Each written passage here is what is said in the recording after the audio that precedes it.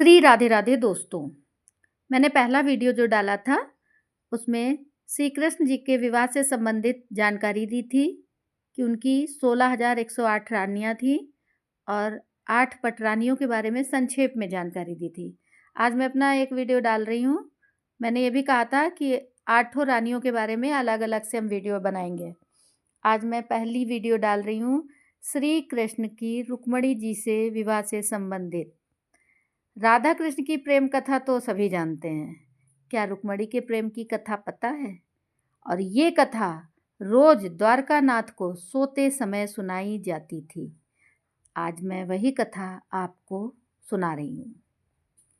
द्वारका रहते हुए भगवान श्री कृष्ण और बलराम का नाम चारों ओर फैल गया था। बड़े बड़े राजा और सत्ता अधिकारी भी उनके सामने मस्तक झुकाने लगे थे, उनके गुणों का गान करने लगे थे।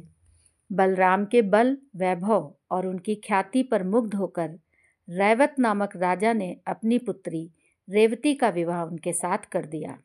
बलराम अवस्था में श्री कृष्ण से बड़े थे, अतः नियमानुसार सर्वप्रथम उन्हीं का विवाह हुआ। उन दिनों विदर्भ देश में भीष्मक नामक एक परम तेजस्वी और सद्गुणी राजा राज्य करते थे और कुंडिनपुर उनकी राजधानी थी। उनके 5 पुत्र और एक पुत्री थी। उनकी पुत्री में लक्ष्मी के समान ही दिव्य लक्षण थे, अतः लोग उसे लक्ष्मी स्वरूपा कहा करते थे, जिनका नाम रुक्मणी था। रुक्मणी जब विवाह योग्य हो गईं तो भीष्मक को उनके विवाह की चिंता हुई। रुक्मणी के पास जो लोग आते जाते थे वे श्री कृष्ण की प्रशंसा किया करते थे। वे रुक्मणी से कहा करते थे, श्री कृष्ण अलौकिक पुरुष हैं। इस समय संपूर्ण विश्व में उनके समान अन्य कोई पुरुष नहीं है। भगवान श्री कृष्ण के गुणों और उनकी सुंदरता पर मुग्ध होकर रुक्मणी ने मन ही मन निश्चय किया कि वो श्री कृष्ण को छोड़कर किसी को भी पति रूप में वरण नहीं करेंगी। उधर भगवान श्री कृष्ण को भी इस बात का पता हो चुका था कि विदर्भ नरेश भीष्मक की पुत्री रुक्मणी परम रूपवती तो है ही, परम सुलक्षणा भी हैं और भीष्मक का बड़ा पुत्र रुक्मी भगवान श्री कृष्ण से शत्रुता रखता था। वो बहन रुक्मणी का विवाह शिशुपाल से करना चाहता था, क्योंकि शिशुपाल भी श्री कृष्ण से द्वेष रखता था। भीष्मक ने अपने बड़े पुत्र की इच्छा अनुसार रुक्मणी का विवाह शिशुपाल के साथ ही करने का निश्चय किया। उसने शिशुपाल के पास संदेश भेजकर विवाह की तिथि भी निश्चित कर दी। रुक्मणी को जब इस बात का पता लगा कि उसका विवाह शिशुपाल के साथ निश्चित हुआ है तो वह बड़ी दुखी हुई। उसने अपना निश्चय प्रकट करने के लिए एक ब्राह्मण को द्वारिका कृष्ण के पास भेजा। रुक्मणी ने श्री कृष्ण के पास अपना संदेश भेजा और संदेश में क्या लिखा? हे नंद नंदन, आपको ही पति रूप में वरण किया है। मैं आपको छोड़कर किसी अन्य पुरुष के साथ विवाह नहीं कर सकती। मेरे पिता मेरी इच्छा के विरुद्ध मेरा विवाह शिशुपाल के साथ करना चाहते हैं और विवाह की तिथि भी निश्चित हो गई है। मेरे कुल की रीति है कि विवाह के पहले होने वाली वधू को नगर के बाहर गिरिजा के मंदिर में दर्शन करने के लिए जाना पड़ता है। मैं भी विवाह के वस्त्रों में सज धज कर दर्शन करने के लिए गिरिजा के मंदिर में जाऊंगी। मैं चाहती हूँ आप गिरजा मंदिर में पहुंचकर मुझे पत्नी रूप में स्वीकार करें। यदि आप नहीं पहुंचेंगे तो मैं अपने प्राणों का परित्याग कर दूंगी।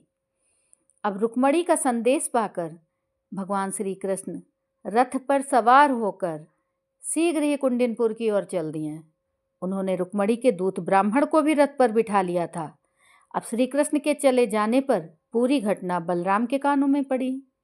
अब वे सोचकर चिंतित हो उठे कि श्री कृष्ण तो अकेले ही कुंडिनपुर गए हैं, अतः वे भी यादवों की सेना के साथ कुंडिनपुर के लिए चल पड़े।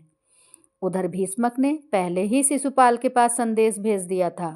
फलतः शिशुपाल निश्चित तिथि पर बहुत बड़ी बारात लेकर कुंडिनपुर जा पहुंचा। बारात क्या थी? पूरी सेना थी।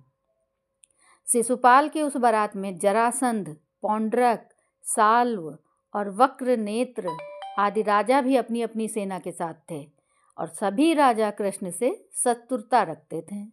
अब विवाह का दिन था। सारा नगर बंधनवारों और तोरणों से सज्जित था। मंगल वाद्य बज रहे थे, मंगल गीत गाए जा रहे थे। पूरे नगर में बड़ी चहल पहल थी। नगरवासियों को जब इस बात का पता चला कि श्री कृष्ण और बलराम भी नगर में आए हुए हैं तो वे बड़े प्रसन्न हुए। वे मन ही मन सोचने लगे, कितना अच्छा होता यदि रुक्मिणी का विवाह श्री कृष्ण के साथ होता, क्योंकि वे ही उसके लिए योग्य वर हैं। अब संध्या के पश्चात का समय था।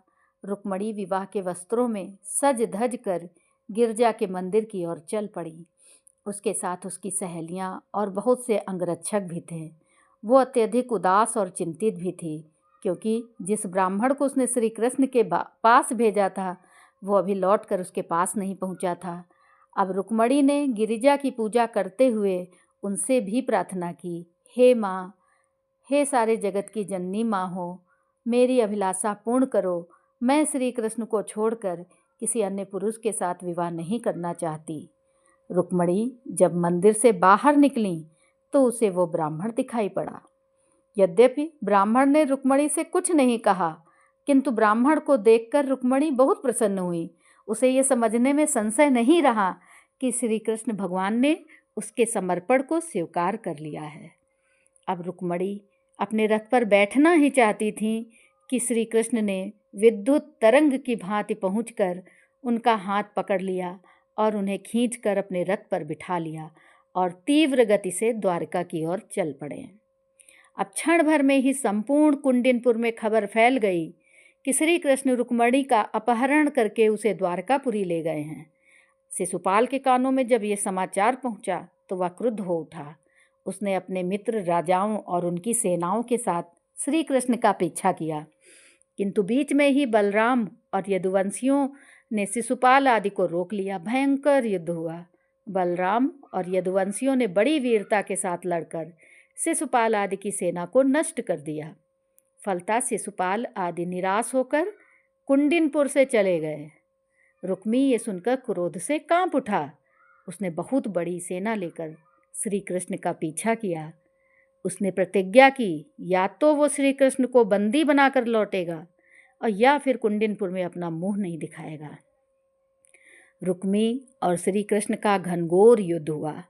श्री कृष्ण ने उसे युद्ध में हराकर अपने रथ से बांध दिया, किंतु बलराम ने उसे छुड़ा लिया। उन्होंने श्री कृष्ण से कहा, रुक्मी अब अपना संबंधी हो गया है, किसी संबंधी को इस तरह से दंड देना उचित नहीं है। रुक्मी अपनी प्रतिज्ञा के अनुसार पुनः लौटकर कुंडिनपुर नहीं गया। वो एक नया नगर बसाकर वहीं रहने लगा। कहते हैं कि रुक्मी के वंशज आज भी उस नगर में रहते हैं। भगवान श्री कृष्ण ने रुक्मिणी को द्वारका ले जाकर उनके साथ विधिवत विवाह किया और प्रद्युम्न उन्हीं के गर्भ से उत्पन्न हुए थे, जो कि कामदेव के अवतार थे। अर्थात भगवान श्री कृष्ण और रुक्मिणी के पुत्र का नाम प्रद्युम्न था। श्री कृष्ण की पटरानियों में रुक्मिणी का महत्वपूर्ण स्थान था। उनके प्रेम और उनकी भक्ति पर भगवान श्री कृष्ण मुग्ध थे।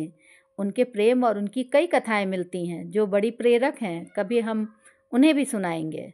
भगवान श्री कृष्ण और रुक्मिणी के संतानों के नाम पुत्र में था प्रद्युम्न, चारुदेक्षण, सुदेक्षण, पराक्रमी, चारुदेय, सुचारु, चारुगुप्त, भद्रचारु, चारुचंद्र, विचारु, चारु और पुत्री का नाम चारुमती था। राधे राधे दोस्तों। तो ये थी रुक्मिणी से विवाह से श्री कृष्ण की रुक्मिणी से विवाह की कहानी। आपको कैसी लगी हमें कमेंट करके अवश्य बताएं और मेरे चैनल को सब्सक्राइब करें। धन्यवाद दोस्तों। अब आगे की कथा दूसरी वीडियो में मैं उनकी दूसरी पटरानी सत्यभामा की कथा लेकर के आऊँगी।